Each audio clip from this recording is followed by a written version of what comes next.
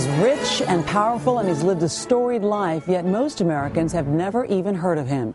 NBC's chief foreign affairs correspondent Richard Engel recently caught up with the elusive Aga Khan. Hey, Richard, good morning. Good morning, Ann. The Aga Khan, he's one of the most fascinating people who I've ever met. He's like a head of state without a country. He's a religious leader. He's also doing some of the most important charitable work in the Islamic world. Around the Islamic world, you'll see his works. In the restored monuments of Old Cairo, flanked by a new 74-acre park. In refurbished mosques in Africa, and even in the Afghan army. But you'll almost never meet the man responsible for it all.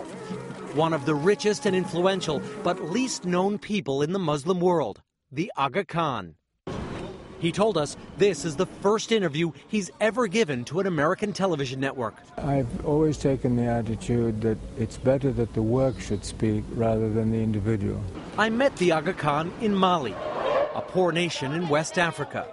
We sat in a park he just refurbished 600 miles south of Timbuktu. Here, like almost everywhere he goes, the Aga Khan is working on cultural development. His goal is to showcase diversity in Islam and change an impression of a region most often known for wars, from Baghdad to Kabul. A region he recognizes many Americans find foreign and intimidating. At the moment, it's the horrible conflicts which are dominating the image of the Islamic world. And I can say without one iota of fear that that is totally wrong. Totally wrong. The Aga Khan's personal history is as fascinating as the ancient works he preserves. 73 years old, the Aga Khan is the leader of a Shiite Muslim faith with an estimated 12 to 15 million followers. To the faithful, the Aga Khan is like a king and spiritual guide. They believe he's the direct descendant and legitimate heir of the Muslim prophet Muhammad. They call the Aga Khan an imam, meaning leader. And an imam in Islam is responsible for the security of the people who refer to him. He's responsible for the interpretation of faith, and he's responsible for their quality of life. So those three areas are areas which are my responsibility. His followers, called Ismailis, live in more than 30 countries, many in Central Asia. Broadly, they're considered moderates. In fact, Al-Qaeda believes the Ismailis are a bitter enemy. I've always referred to it as a conflict of ignorance, and I still believe that's the root of the problem. Born in Switzerland, the Aga Khan grew up in the spotlight.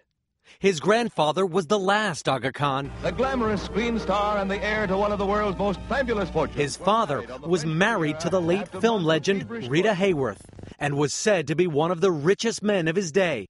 But the current Aga Khan, who assumed the role at 20 years old, was private. Sport was his passion. He skied in the 1964 Winter Olympics at Innsbruck, Austria. Ensconced among the international elite, he studied at Harvard, is fluent in 3 languages, was on the cover of Life magazine in 1958, and met President Kennedy at the White House. Today, the Aga Khan remains very wealthy.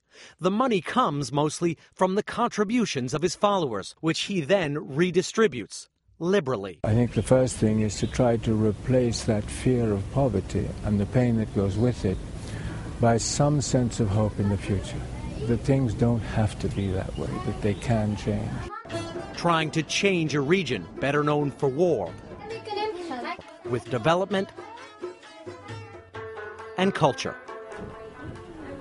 The Aga Khan's charities distribute about $450 million a year, much of it in areas where the United States has interests, including Pakistan and Afghanistan. Ann? Richard Engel, that's a really fascinating profile. Thank you so much.